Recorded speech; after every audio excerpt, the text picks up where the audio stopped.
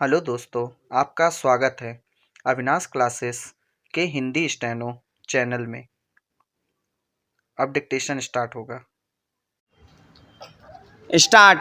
अध्यक्ष महोदय, जब देश पराधीन होता है तो किसी भी स्थिति में उससे औद्योगिक विकास संभव नहीं होता। शासन करने वाला देश यह कभी नहीं चाहता कि पराधीन देश का औद्योगिक विकास हो और वह आर्थिक रूप से समृद्धशाली बन सके। ऐसे होने से उसे अपनी प्रभुसत्ता बनाए रखने में कठिनाई पैदा हो जाती है और इसलिए वह चाहता है कि राजनीतिक रूप से पराधीन देश आर्थिक रूप में भी पराधीन बना रहे। अपने देश भारत का उदाहरण हमारे सामने है। जब तक यहाँ अंग्रेज़ों का राज्य रहा तब तक उन्होंने यहाँ किसी भी उद्योग को पनपने नहीं दिया और इस प्रकार वह हमारी प्रगति के मार्ग में सदा ही रोड़े अटकाते रहे। पैरा।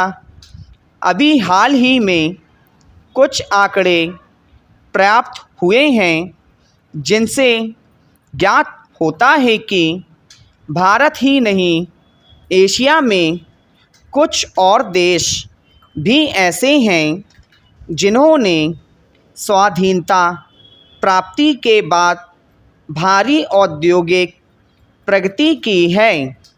कोरिया भी एक ऐसा ही देश है जिससे भारत से कुछ ही वर्ष पहले आज़ादी मिली थी।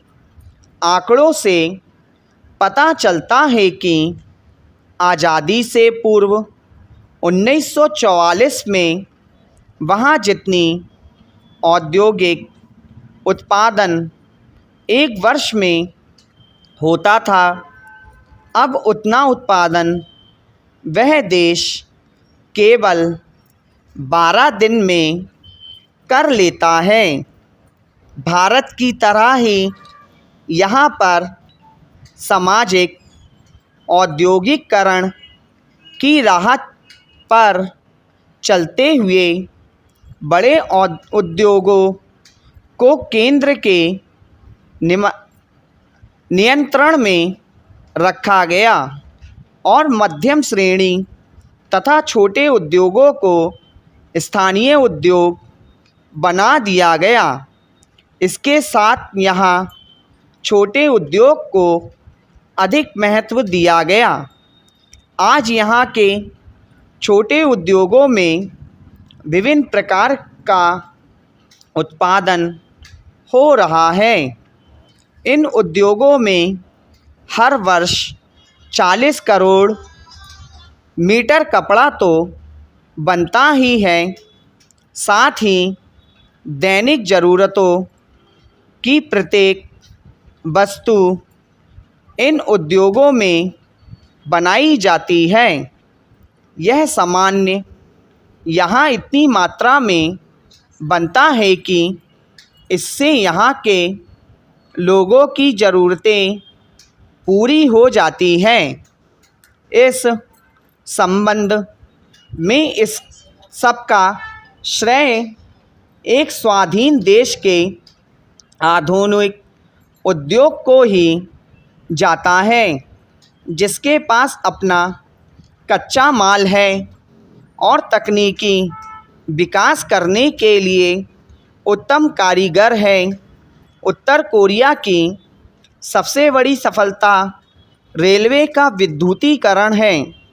रेलवे विद्युतीकरण का सबसे बड़ा लाभ यह होता है कि उस देश की यातायात में शीघ्रता आती है, जिसके फलस्वरूप देश के उत्पादन को एक स्थान से दूसरे स्थान पर शीघ्रता से पहुंचाया जा सकता है और कच्चे माल की कमी नहीं रहती। इसके साथ साथ लोगों को यात्रा करने में भी सुविधा होती है तथा वे एक स्थान से दूसरे स्थान पर जल्दी पहुंच जाते हैं। मेरे विचार में भारत सरकार को भी कोरिया की भांति रेलवे के विद्युतीकरण पर अधिक ध्यान देना चाहिए। स्टॉप।